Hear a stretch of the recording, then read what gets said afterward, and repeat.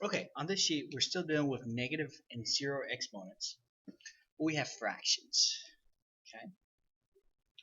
All right. So basically, um, what you're going to do is we know that with the power rule, that exponent goes to everything inside the parentheses. Okay. So here is what you're doing. I'm going to write this down here. This x, okay, gets a negative 2 exponent. The y also gets a negative 2 exponent. Now, when you have negative exponents, right, something's in the numerator, you take it to the denominator. Something's in the denominator, you take it to the numerator. And you make it the exponent positive. Okay?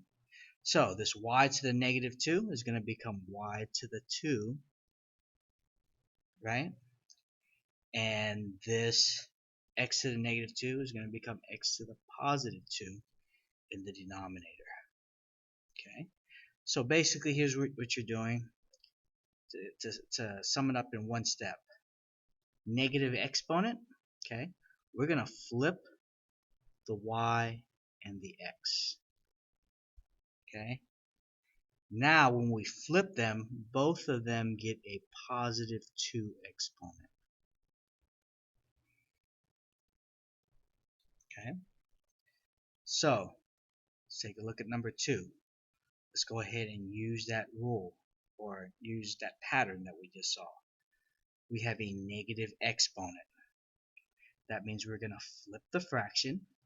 So it will be 4 over 3. Okay? Now, when we flip the fraction, positive 4 exponent goes to both terms. Okay? Let's do another one. Let's do number 4. Alright, I have a negative exponent for number 4. Okay? I'm going to flip the fraction. This is going to become 2 over 1. Okay? That negative 2 is going to become a positive 2 exponent on both terms. Okay? So when that happens, look, 2 to the... So I can leave it like this, okay? But usually you'll see it simplified if the numbers are this small. Okay? 2 to the second power is 4. 1 to the second power, which is 1 times 1, right? That's going to be 1. 4 divided by 1 is just 4. Okay? Alright, one last one like that, and we'll go back to that. We'll go to number 3. Let's take a look at number 5. Negative exponent. We have a fraction. We're going to flip the fraction. 5 over x.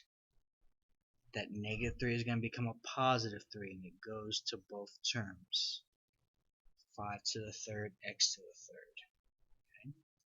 Alright, let's take a look at number 3. Number 3, anything to the 0 power. Right? This is just going to end up being 1. All of this to the 0 power, this just ends up being 1. Okay? And the reason why, you have 3 to the 0 power divided by 5 to the 0 power. That's 1 divided by 1. Right? 1 divided by 1 is just going to give you 1.